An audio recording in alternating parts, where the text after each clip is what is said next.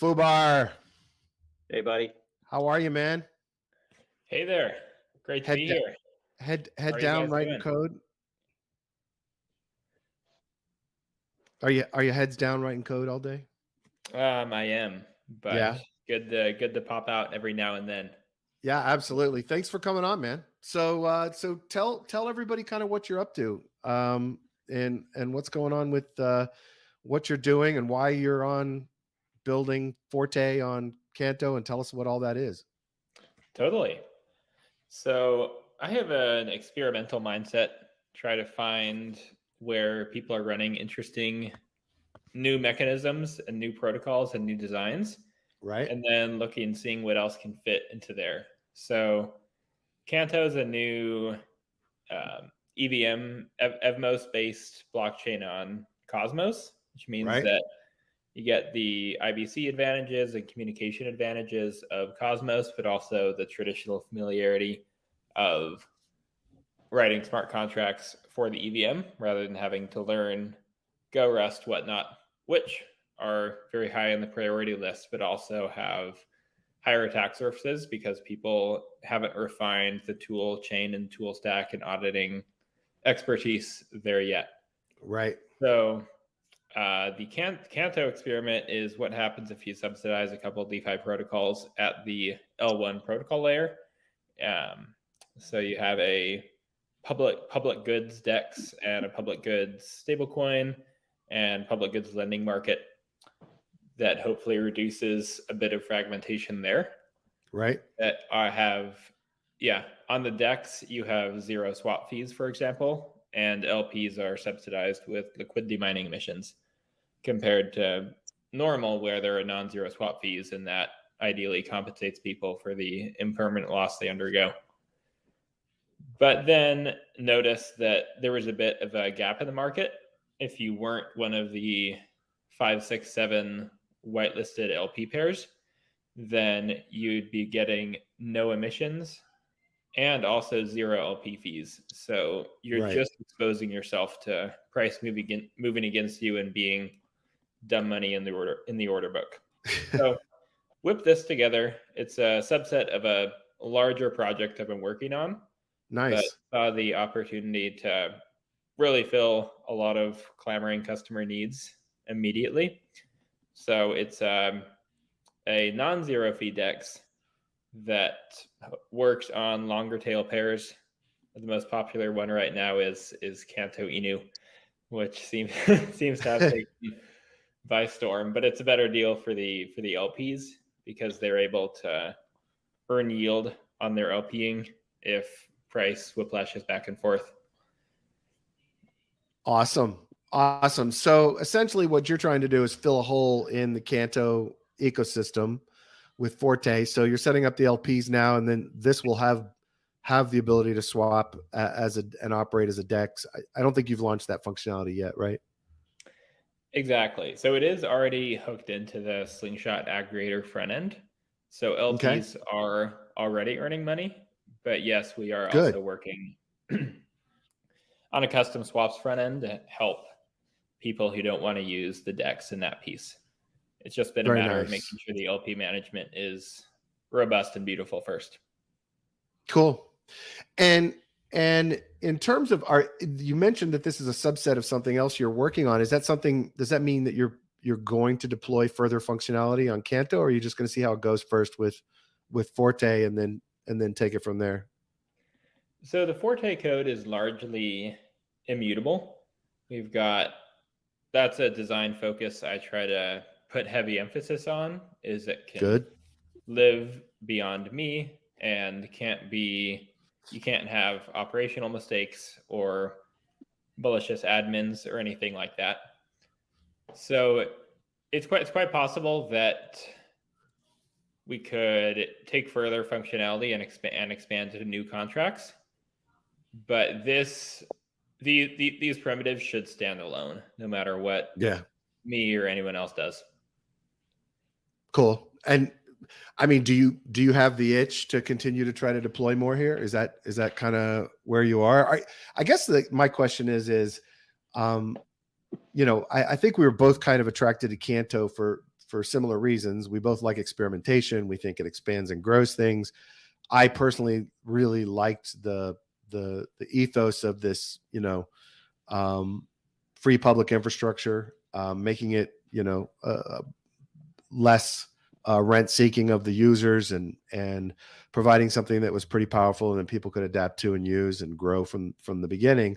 Is that also kind of why you're in this? And what are your thoughts in general about kind of its potential? I mean, currently I think we're at like 87 million TVL on the project in about a week and a day. So certainly the growth's been impressive, but I'm sure a lot of that is people just diving into to take the nice yields. But just kind of curious your thoughts overall at this very early stage. Yeah, definitely. It's a very early stage, and I'd say competing in a tough market where there are some Right. very well-funded competitors. That Sure. said, taking a bit of a novel route of once the network has launched, it is decentralized. There are no, say, vesting overhangs or unlocks coming or whatnot. There's been a very, very heavy focus that it is run by the community and people can pop in and step up.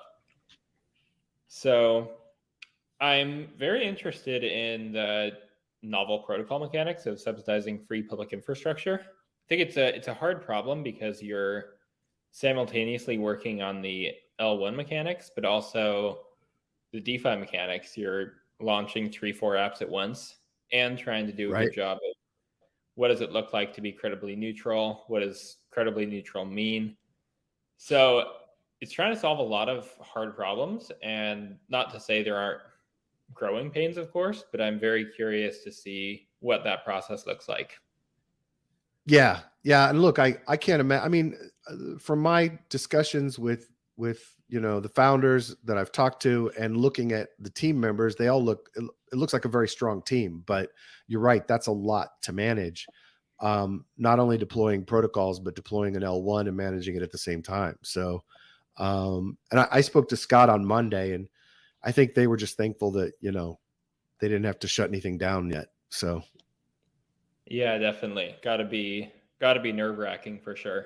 But I'm Yeah. always impressed. I'd rather people like aim for the moon and end up a little short than try to climb a ladder and make it to the top. So I view kind of novel experiments, even if they don't work perfectly, as way more useful and frankly impressive than repeating the same. Totally agree. And I think it's what drives the whole ecosystem forward, right? It's like, if people aren't going to take these chances and users aren't going to come in and take these chances, then, we won't grow because we won't be pushing beyond the boundaries of what we currently have. We'll end up with just a bunch of, copy pasta pancake swaps. So yeah. Totally agree. There's a bit of a reflexivity bullwhip effect in crypto culture as well, where once something works and is proven, there is a mad rush for the gates to make as many almost identical iterations on top with one or two trivial parameters tweaked, and a successful meta gets run into the ground and run to death.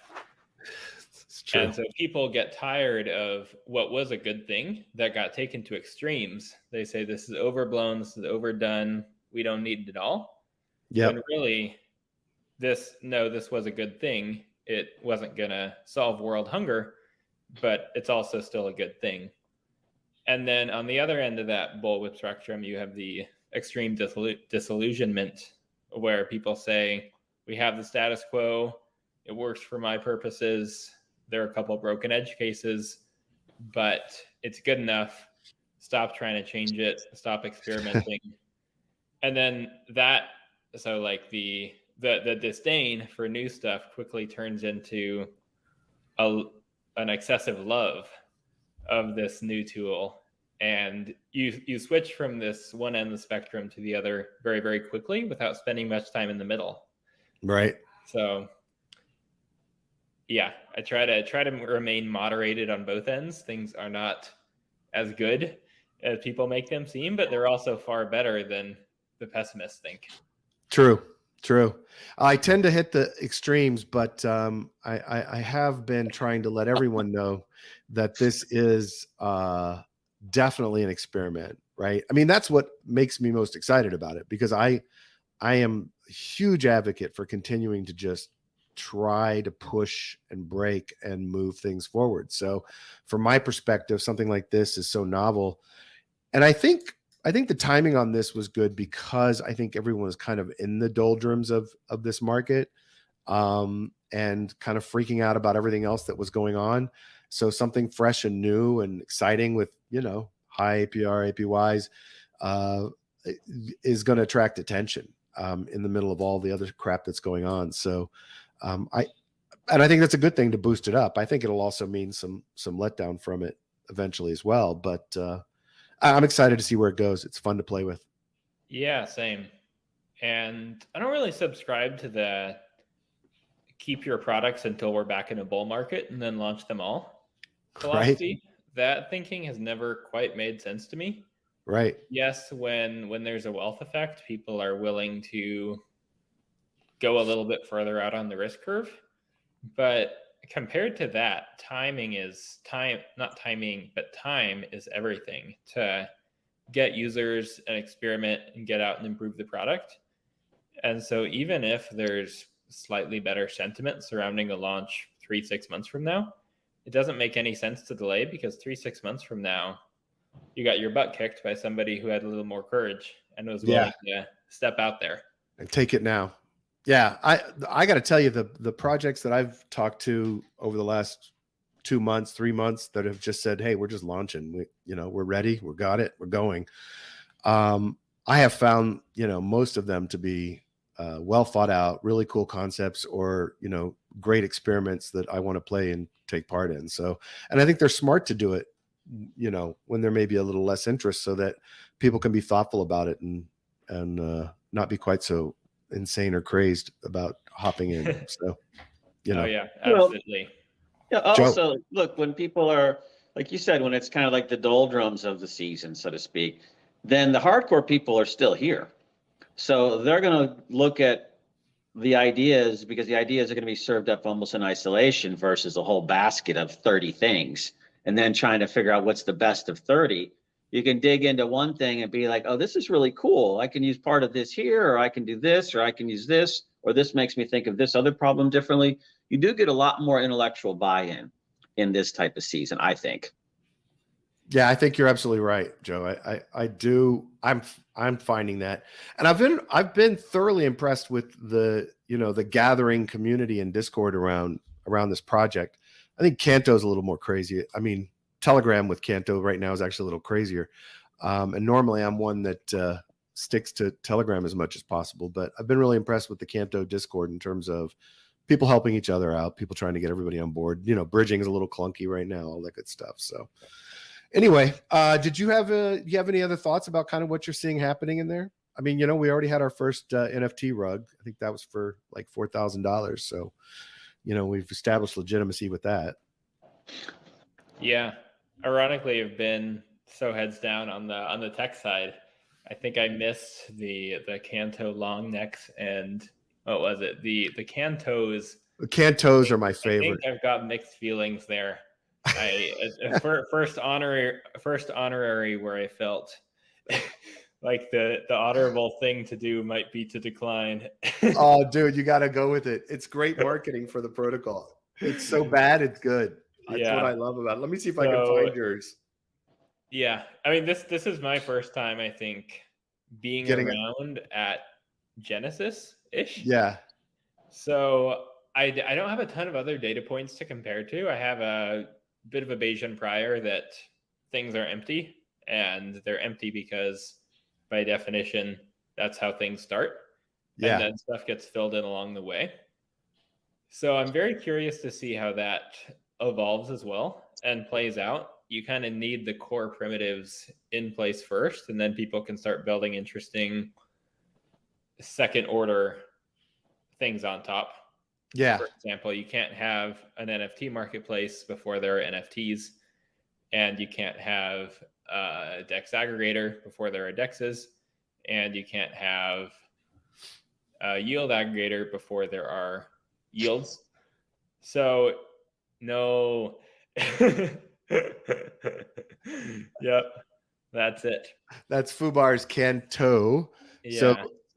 this is a an NFT project that's taking the punk NFT models and taking all these people that are in the CANTO space and creating CANTOE toes around it. And Fubar was one of the first to be honored. So there's his PFP. Do you have that on your profile yet? No, you don't.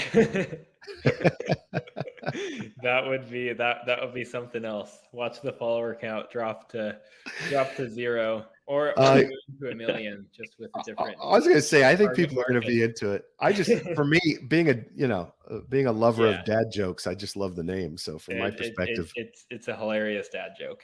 yeah, totally. It's just perfect. So anyway, I'm sorry, I interrupted you with this, with your new image, but you were saying you were on a Yes. track there. I was saying that it's interesting to watch emergent primitives come out and get built on top of each other. Obviously, my goal with Forte is for it to be a base layer primitive that supports both state correlated and uncorrelated pools, stable and volatile swaps, and can hook into other aggregators. That's already happening. Can be used as a launch pad working on a permissionless bribing system. Couple of technical quirks to be worked out there, but nice. it could be quite solid if we get that. Yeah. And all the while being truly decentralized and truly permissionless. That's a core value on my end. Yeah, me too. Absolutely. How do you feel in general about kind of the state of Ethereum? And we're taking kind of some mental model hits of late with Tornado Cash and censorship and proof of stake relevant to large corporates like Coinbase, et cetera, that are huge chunks of the proof of stake market. Kind of what's your current state of mind on the path to decentralization and the merge and everything else right now with what's going on with Ethereum? Quite the setup. I'd be lying if I said it was easy and smooth and fun. Yeah. But you never get true strength until a system actually needs it. Protocols tend towards the minimum viable security, and if nobody is attacking you, minimum viable security is close to 0. Right. Whereas if nation states are attacking you, minimum viable security is much, much higher. I mean, both on the economic, but also on the social layer end. So it's a test that, well, first, I think there are a lot of misunderstandings with regards to what privacy means and what rights people are entitled to for personal financial information and whatnot. Right. There's a mistaken idea that money laundering refers to making your transactions not forever indexable in the public blockchain, whereas money laundering actually refers to faking the source of funds. Exactly. Which Tornado does not do at all. And Coin Center has put out some amazing explainers on this kind of such good stuff, which is necessary when you've got people regulating who may not have a deep understanding of space or may have never even touched it. Yep. So with that said, there's definitely a lot of ambiguity in terms of operating. It would be easier if there was more clarity on things, but sometimes you have to do the best with what you're given. So I think that crypto's still, it's a 10x, 100x better product on so many domains, the simplest just being sending money, and then the composability in DeFi and non-financial use cases you layer on top of that. So it feels to me that that's a force that can't be stopped. I hope there's in due time, I hope that that's recognized and the right protections are, say, enshrined into laws. Okay. Yeah, sorry, a bit of a brusque shut That was off. that was a on quick. the That's privacy. all right. You got your That's- point out. That's all. Yeah, that's on the privacy thing specifically. I think crypto definitely retail hype is probably at a local low. I don't know if we can call it a local bottom. Depends how far the Fed wants to go. But it's nice to see the tech is always advancing, even while the reflexive hype cycles overextend themselves on both ends. Do you think that from you talked about the fact that the threats are what drive the development of the security capabilities of the protocol, and when the threats are low, there's less attention to that. Do you really feel like that kind of I mean, I know there have been discussions in the Ethereum core team on Discord about potentially slashing entities that censor blocks and that kind of stuff. Do you think that's something that becomes part of Ethereum, and should it become part of what happens for the future? Or do you think that, there's some kind of social capability that prevents that within the system? I don't have a clue how to phrase that, but what I'm saying is do you think that's probably where they're headed in terms of trying to address this, to really to address kind of the whole censorship issue as it relates to proof of stake? Yeah, great question. There are a couple different layers or depths to the term censorship, especially once you move into proof of stake. To start with a simpler proof of work analogy, because we do see block proposer censorship in Ethereum proof of work even today. Right. Great example. I think it was Ethermine. Don't quote me on that, but one of the largest proof of work mining pools, their inclusion rate of tornado transactions dropped to near zero. Yeah, it was Ethermine. Blocks they built, I think, in close proximity to the sanctions announcement and whatnot. Yep. But that's that's it for the blocks they propose. They didn't say try to reorg the chain to remove any tornado transactions that had ever happened in the past or that other block proposers had included.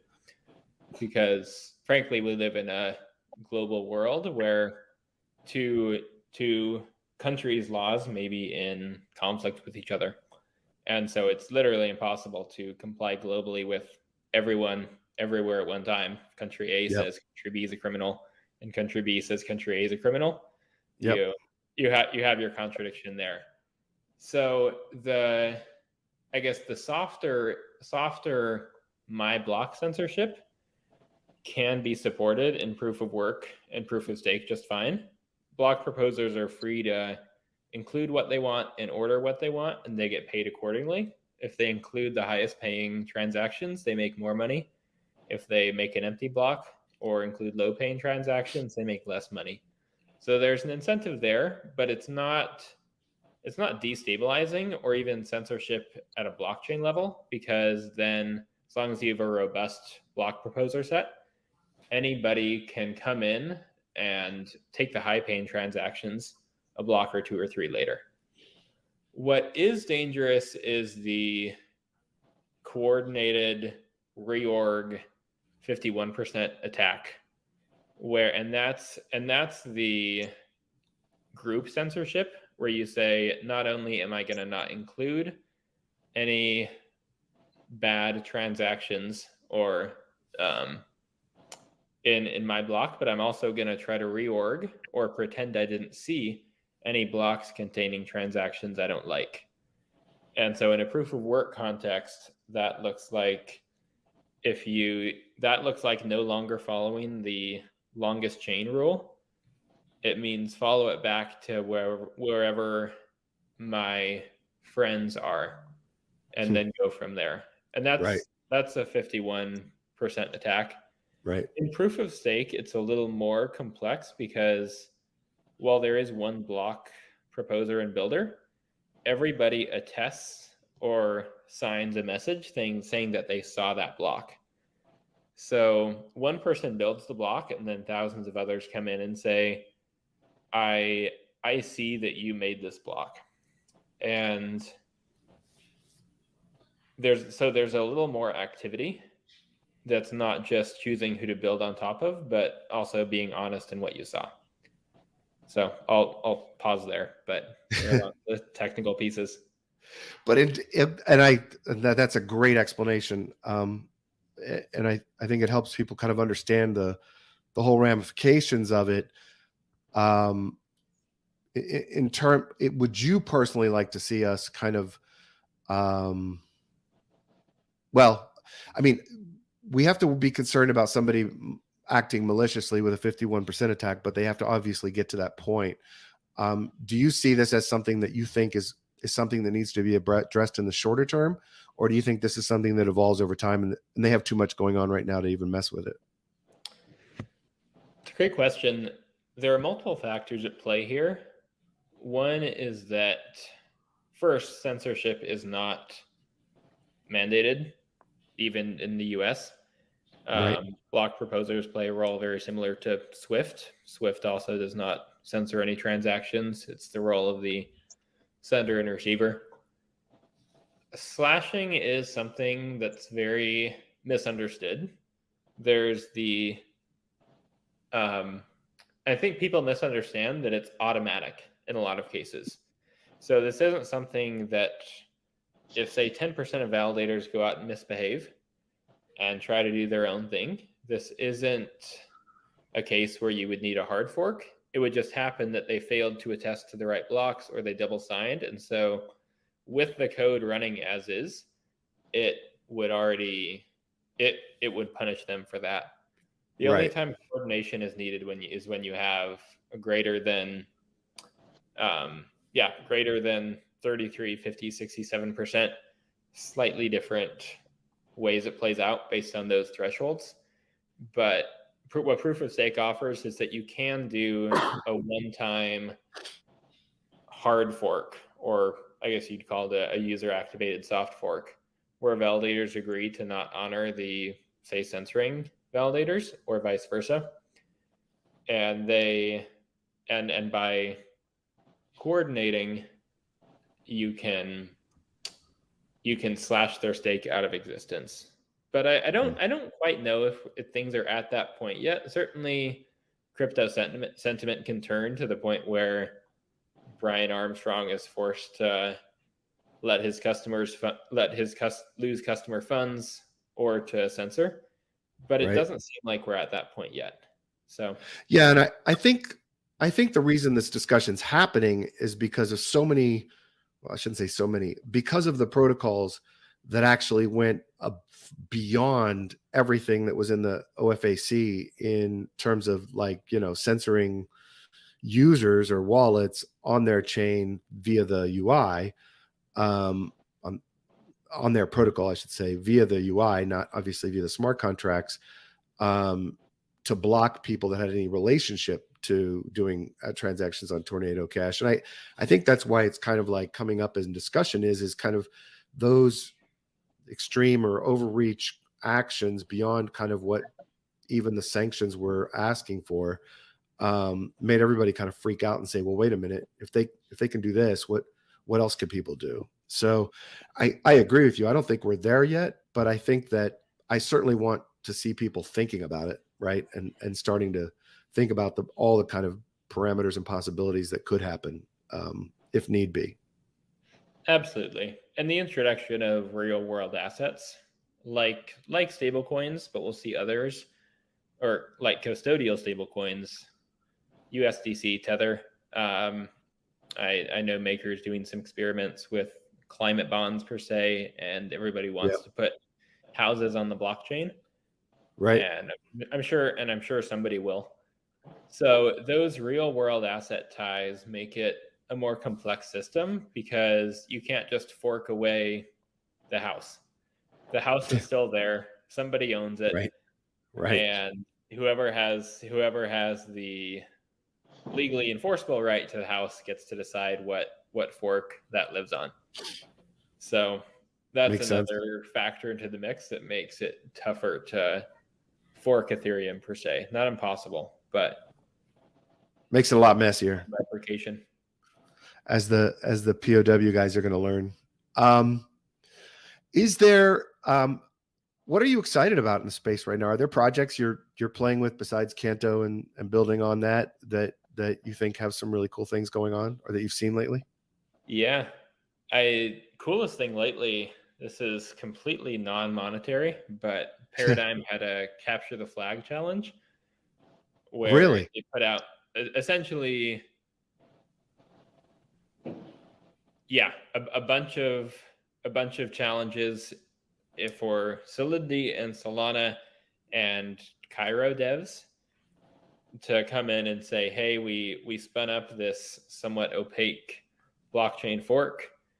You need to get it into this state. Like for example, you need to rescue these funds from this contract. See if you can figure out how to do it. And that was fun. So first, that was incredibly enlightening from just a security and development perspective. I consider myself decently well-versed in a lot of the technical stuff, but when you're competing with the top of the top security auditing firms from around the world in a 48-hour madness, you learn a little bit more humility.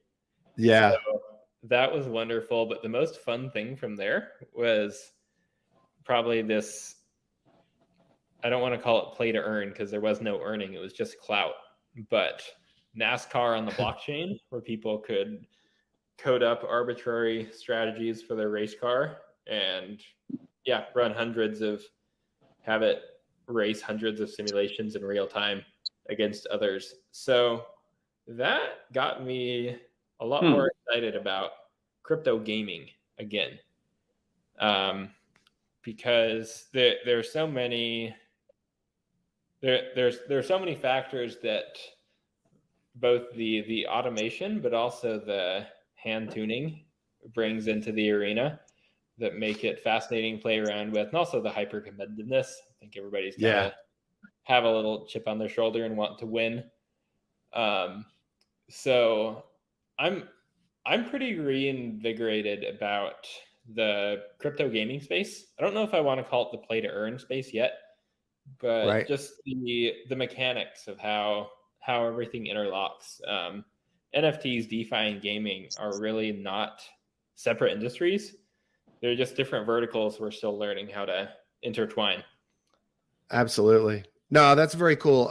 It's funny because I didn't even hear about the Paradigm thing, but that's brilliant. I love that concept. But I did kind of notice out of the corner of my eye on Twitter, the racing stuff, but I didn't dive into it. I didn't go see, hey, what is this? Now I really wish I had, because that sounds really cool. One thing that's interesting about that, Fubar, is, the NASCAR audience is, from a user adoption standpoint, think about all the advertising on the cars, who the audience is. It's a lot of, think about detergents and housekeeping supplies and things like that. It's not just men, it's also women. And if bringing that group in mass into crypto or via a game like this, it seems to be like anything like this, it's more like fantasy football is going to pull everybody into the gaming side of crypto versus, say, leading with the finance side on like a play to earn concept, and then trying to make everybody think it's legit. It kind of has to come in, like you just said, as gaming first, and then add the other pieces, the other monetization pieces. My opinion. Exactly. So I think that crypto native games will probably come from crypto natives, and they'll start simple and grow gradually more complex, rather than gaming, rather than Web2 gaming monoliths coming in and slapping some NFTs on in-game items. I think that emergent complexity wins out. Emergent complexity from simple primitives wins out on top of overly formal central planning almost every time. So it'll be fascinating to see.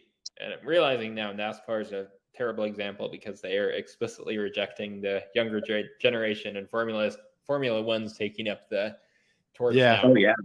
Yeah. But Yeah. totally, there was I don't even know which league it was, but some sports team launched a coin over the past weekend, and it's been one of the top performers out of everything because people love the fan base. Yeah.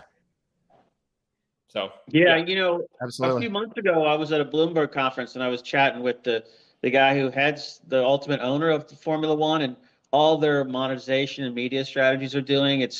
You're right, they are crushing NASCAR in that regard, and it's out of, I think it's owned by Liberty Media, maybe. But you know, everything they're doing digital, you know, all their strategies, it just plays to it, because in the pandemic, evidently a lot of the young teens or teenagers got into Formula One. There was a lot of games and stuff to play along, like, you know, fantasy football-y type stuff. And now they're firmly in that group versus NASCAR, it seems. Yep.